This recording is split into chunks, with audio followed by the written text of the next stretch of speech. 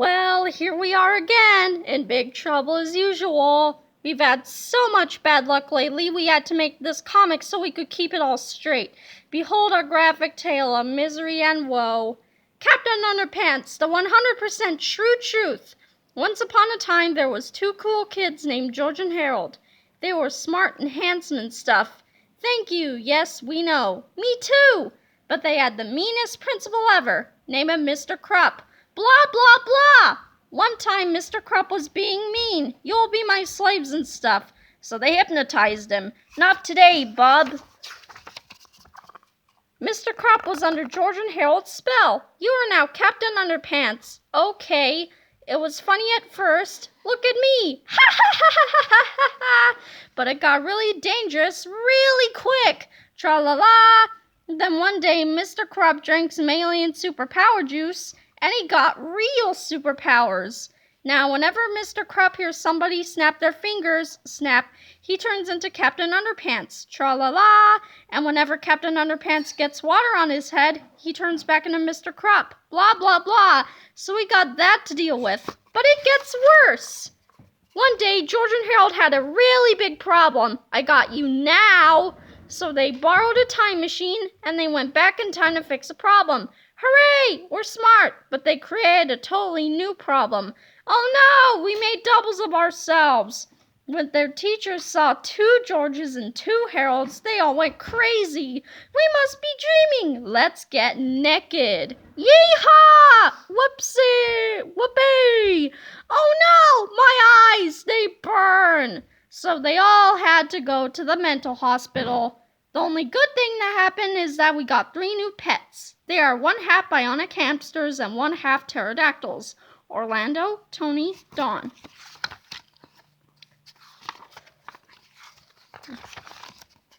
It's been a few weeks since our last adventure. The city has been rebuilt and things are getting back to normal. But there's still a lot of loose ends to our story. That can only mean one thing. Another sequel. Oh no! Here we go again. Chapter 1. George and Harold. This is George Beard and Harold Hutchins and Harold Hutchins. George and George are the kids on the left with the ties and the flat tops. Harold and Harold are the ones on the right with the t-shirts and the bad haircuts. Remember that now. Chapter 2. The GOP Guarantee. If you read our last adventure, you're probably well aware of how George and Harold accidentally created duplicate versions of themselves. You know all the whys, the whens, and the wherefores, so you're all caught up and ready to go. Congratulations! Good for you! Reading is power, ain't it? If you didn't read our last adventure, you're probably scratching your head and saying to yourself, "Hey, myself, what the heck is going on here?" Some restrictions may apply, void where prohibited. Before we get into all that, I should point out that it's impolite to use the word heck. These books have been criticized for their inappropriate language, and we're going to put a stop to that sort of thing once and for all. From now on, you won't be reading any more words like heck or tinkle or fart or pee-pee. No, sir, those words are highly offensive to grouchy old people who have way too much time on their hands, except on pages 44 and 48. We demand representation and hard candies. In the interest of pleasing all the grouchy old people GOP out there, I have also included topics especially for them. So this adventure will contain references to healthcare, gardening, Bob Evans restaurants, hard candies, Fox News, and gentle yet effective laxatives. So sit back on your hemorrhoid pillows, turn up some music, Lawrence Welk, and grab a snack, black jelly beans that are all stuck together. It's time to enjoy the all-new, squeaky clean, fully appropriate, and non-offensive adventures of Captain Underpants. Chapter 3, The Species Who Knew Too Much. We all know that it's good to be smart, but it's even better to be very smart. But being too smart is just asking for trouble. Take human beings, for example. We were smart enough to invent gardening and healthcare. We developed Bob Evans restaurants and Fox News. And we managed to take hard candies and gentle yet effective laxatives to exciting new horizons. But somewhere along the way, we got too smart for our own good. We started inventing dumb things like car alarms, leaf blowers, and spray on hair. Wee, wee, wee, honk, honk, honk, vrr. You'd think that dumb things would have been good enough for us, but no, our big, ridiculous brains just weren't satisfied. We had to take things one step further, so we began creating incredibly dangerous things like atomic bombs and nuclear warheads, and we built enough of them to wipe out everybody on the planet. Then, like the smarty pants as we are, we handed the launch codes over to politicians. Only human beings are smart enough to be that dumb.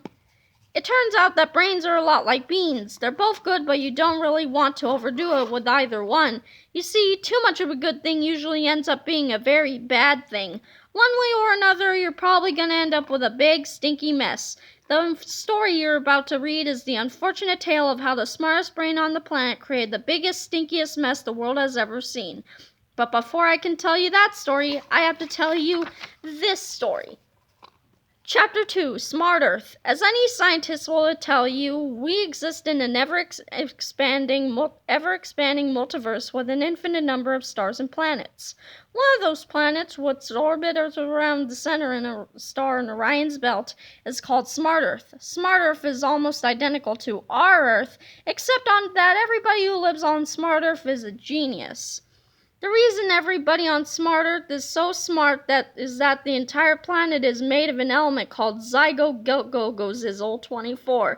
Zizzle-24 is a slightly radioactive substance that, combined with organic matter, morph into complex organisms and be mixed with mayonnaise and dill pickle relish to create both a tasty salad dressing and a clean-burning fuel source with enough power to light up an entire city. One of the remarkable side effects of being in close proximity to Zizzle-24 is that it makes people much, much smarter than they normally would be. Even though Smart Earth is inhabited by geniuses, it still has a lot of similarities to our Earth. They've got McDonald's, though it's called Smart McDonald's. They have smartphones, which are called Smart Smartphones. And they've got the Huffington Post, which is called the Huffington Post. One day, a smart scientist at Smart Harvard University decided to do an experiment. It was the smartest, most intelligent experiment that anyone on Smart Earth had ever conducted. It was so incredibly smart, in fact, that it ended up being totally dumb. That afternoon in a laboratory, Smart Earth's smartest scientist mixed Smart Coke with Smart Pop Rocks. Then she added a third ingredient to this highly volatile concoction, Smart Mentos. This is what happened. Chimbalushi! Chapter 35, Lego My Zizzle-24. The explosion that followed sent chunks of Zizzle-24 whizzing off in different directions throughout the galaxy and beyond. One piece of Zizzle-24 landed in a pond on the nearby planet Bad Pond, causing all the pond water to turn into Smart Pond water. Plip! Soon the fish in the pond became so intelligent they started swimming in schools. Wham! Another piece of Zizzle-24 ended up landing in a grape vineyard on planet Peanut. The Zizzle-24 was quickly absorbed into the soil and was subsequently soaked up into the grapes. These grapes, which had until recently began harvested almost to extinction, suddenly became self-aware and super intelligent. They banded together in bunches and rose up to defeat their oppressors. The rise of the planet of the grapes. The battle lasted one whole night, but sadly it ended the next morning when the sun came up. The rebellion shriveled when the poor grapes ran out of juice. Apparently, there's a reason for everything. Perhaps the most devastating result of the destruction of Smart Earth, however, occurred when a tiny piece of Zizzle-24 entered our own planet's atmosphere. It soared down through the sky at a terrific speed, zooming closer and closer to the small midwestern town of Pico, Ohio. Finally, the tiny chunk of Zizzle-24 crashed through the roof of the Pico Valley home for the reality challenged. It landed in the group therapy ward where all the teachers from the nearby elementary school had recently been transferred. Crash! "What's that?" cried Mr. Krupp. "Looks like a meteorite," said Miss Ribble. "Don't touch it," warned the doctor. "It might be the blob." The doctor's warning was heeded by everyone except for the gym teacher, Misdemeanor. Gym teachers, as I'm sure you are all aware, are a lot like toddlers. You really have to keep an eye on them because they're always picking up things off the floor and putting them in their mouths. Unfortunately, that's exactly what happened on that fateful day at the Pequot Valley home for the reality challenge. Said Mr. Meaner as he happily chewed up the Zygo Go-Go Zizzle 24 and swallowed hard. Tastes like chicken. Chapter 6, The Trouble with Zizzles. Suddenly, the tiny chunk of Zygo Go-Go Zizzle 24 began to bind with Mr. Meaner's stomach lining. It started taking over his cells at an alarming rate, spreading throughout his squishy innards and overriding his normal bodily functions. Soon, the Zygo Go-Go Zizzle 24 reached Mr. Meaner's mind, where it supercharged all of his brain cells and began the complicated process of making him smart. "Are you all right, Mr. Meaner?" asked the psychologist. "You look a little strange." "I am much more than all right," replied Mr. Meaner. "I'm exceptionally impeccable." Mr. Meaner's fellow teachers looked worried. They had never heard him use anything larger than a 3-syllable word before. Usually, Mr. Meaner just pointed at things and grunted.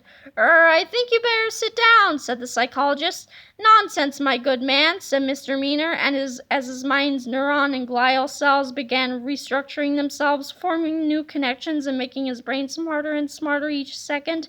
"I've wasted far too time in this insipid infirmary already." "Now wait just a minute," said the psychologist. "You can't leave here. You're a patient." On the contrary," said Mr. Meaner, who now spoke in a standard British accent, "I shall walk right out this door expeditiously, and neither you nor anyone else that is going to stop me." "Help! Emergency!" shouted the psychologist. "We got a runner!" Another doctor rushed in to help. Together, the two doctors blocked the exit and refused to budge. "You're not going anywhere, bub," said the psychologist. Mr. Meaner smirked as he looked at the two doctors with pity. This was going to be too easy. Chapter 7, A Paradox for a Paradox. Mr. Meaner approached the two doctors. "I have some advice for the both of you," said Mr. Meaner. "Well, too bad," said the psychologist, "because we're not going to follow any of your advice." "Is that so?" asked Mr. Meaner. "Then I advise you to not follow my advice." The two doctors were concerned. Well, we're not going to follow that advice," said the psychologist. "But if we don't follow his advice to not follow his advice," said the other doctor, "then aren't we following his advice?"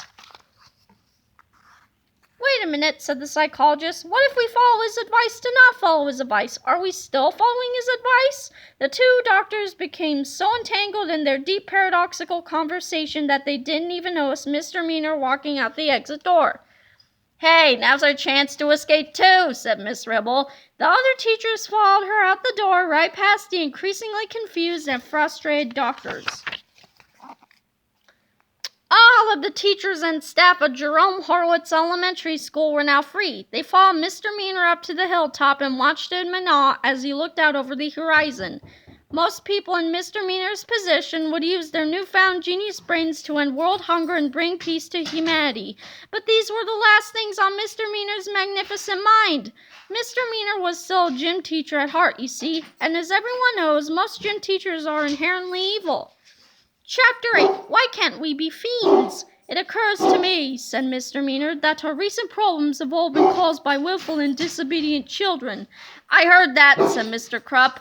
"Silence, you fool!" Mr. Meaner shouted. "If we are to rectify this aberration, we must proceed with prudence and acumen." "I'm not sure what those words mean," said Miss Anthrope, "but I agree 139%. "Me too," said the other teachers simultaneously.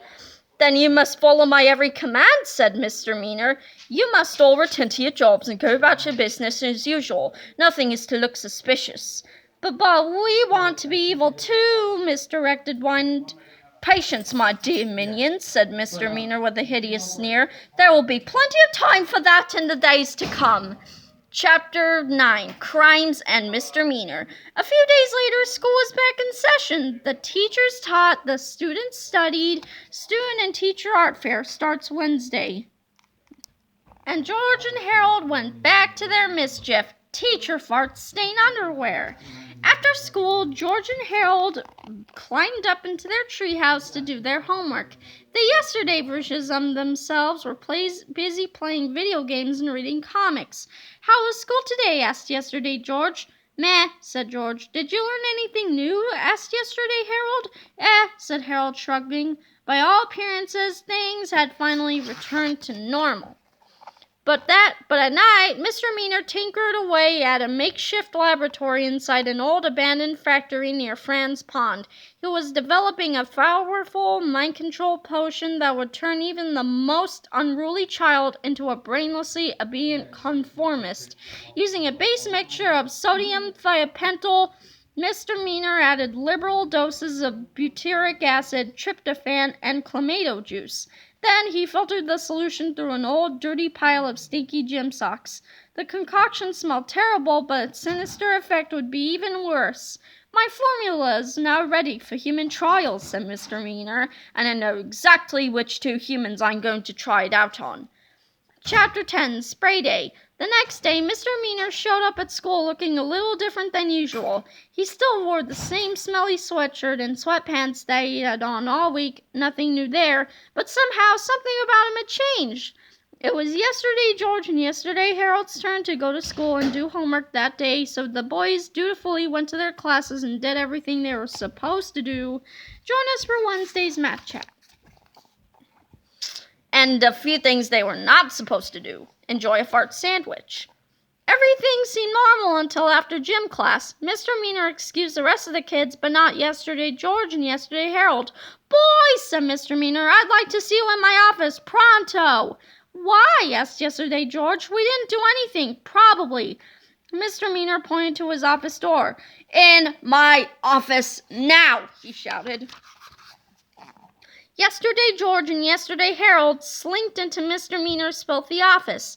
They had been there before, and they hated the smell of it. It reeked of mold, rat urine, and the putrid sweat of 1,000 tormented souls. But today, for some strange reason, it smelled even worse than usual.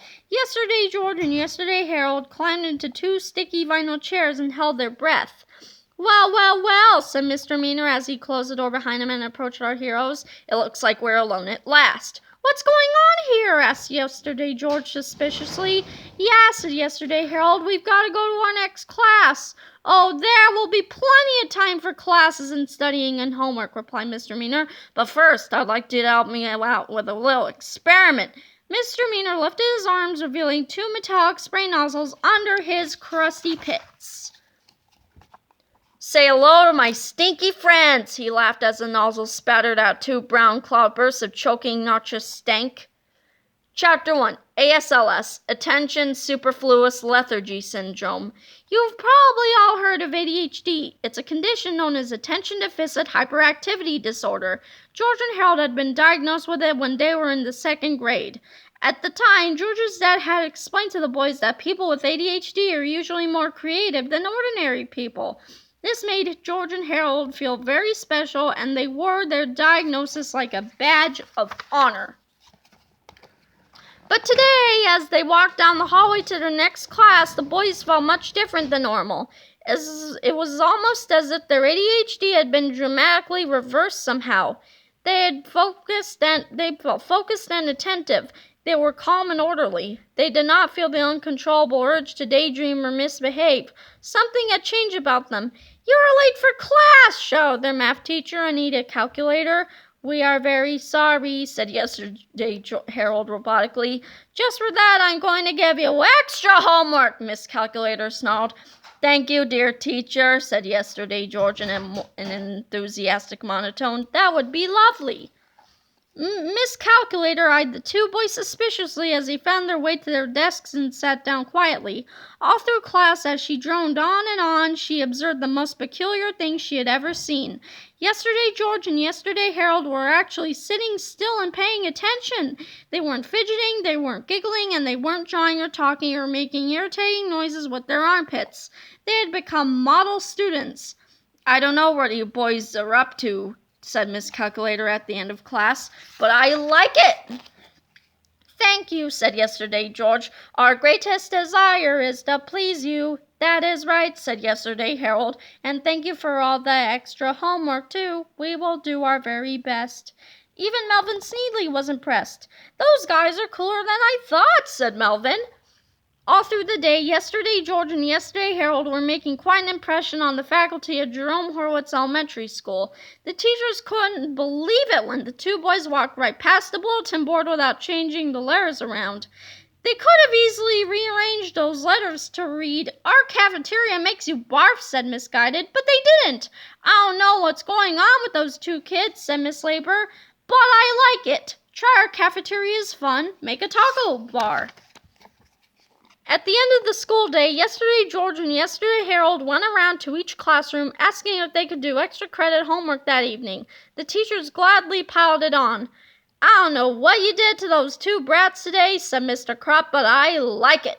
"This is only the beginning," Misdemeanor sneered. "Today I changed George and Harold. Soon I shall change the world." Unlike most megalomaniacs, Misdemeanor had no interest in taking over the planet. He was way smarter than that. He knew that the real money and power was in pharmaceuticals. Misdemeanor had created a formula that transformed children into highly attentive, obedient slaves. All he needed to do was mass market his creation, and he would become the most powerful entity on Earth. "Adults will pay through the nose for that kind of thing," he said with a laugh, patting Mr. Crupp's head affectionately. "But for now, the first taste is free." Chapter 12, Men at Work. That afternoon, Yesterday George and Yesterday Harold climbed up into the tree house with so much homework they had to make 2 trips to hoist it all up. "Whoa!" shouted George. "What happened today?" "It was a great day," said Yesterday Harold. "The teachers were so kind. They gave us 17 pounds of homework." 17 pounds of homework!" shouted Harold. "We're doomed!" "No, we are not," said Yesterday George. "We can all work on it together. It will be fun." George and Harold looked at each other in horror. Never in a million years would they have used the words homework and fun in the same sentence. Something was wrong. Something was terribly, terribly wrong. "Are you thinking what I'm thinking?" whispered George. "Body snatchers," whispered Harold. "Yep," whispered George. The 4 boys sat at their table and began tackling their assignments. Yesterday George and Yesterday Harold plowed through page after page of worksheets and take-home quizzes at a dizzying rate. George and Harold tried to keep up, but they kept getting distracted. At supper time, Yesterday George and Yesterday Harold went down to their homes to eat with their families. An hour later, they went back up to the treehouse to continue their work. "We bought some extra food for you," said Yesterday Harold. "Thanks," said George and Harold. "Everyone worked until it was time for bed. We have completed our half to the best of our ability," said Yesterday George. George and Harold hadn't even made a dent in their half. We're going to be working on this all night," moaned Harold. "I have a satisfactory suggestion," said Yesterday George. "You 2 boys finish your work tonight, and we will go to school again tomorrow." "Really?" said George. "You'll go to school 2 days in a row? Nobody should have to endure that," cried Harold. "We do not mind," said Yesterday George and Yesterday Harold simultaneously. "We love school." So while Yesterday George and Yesterday Harold slept in their beds, George and Harold stayed up till 5 a.m. answering questions, filling in blanks, and showing their work. "Man, I'm wiped out," said George. "If this keeps up, we're going to get sick." "I'm already getting sick," said Harold as he blew his nose. Chapter 13, The Stinky Kong 2000. The next day, Mr. Meaner looked even more different than he had the day before. He had been building a mechanical ape suit in his laboratory, and each new morning it got more and more elaborate. The genius gym teacher started the day by spraying all the children in his classes with this newest mind control formula, Riddle Kid 2000. "Say hello to my stinky friend," shouted Mr. Meaner with each squirt. In no time at all, the entire student body of Jerome Horowitz Elementary School was transformed. Now every kid in school had attention superfluous lethargy syndrome. "This is wonderful," Mr. Krupp exclaimed. "There's no more laughing, no more daydreaming, and no more running or playing or goofing around. It's like you've crushed their spirits and their imaginations in one fell swoop." "I'm already doing the world a great service," Mr. Meaner said with a slithery smile. "I'm raising a new generation of totally compliant button pushers. They'll do what they're told, they won't question authority, and best of all, no complaining."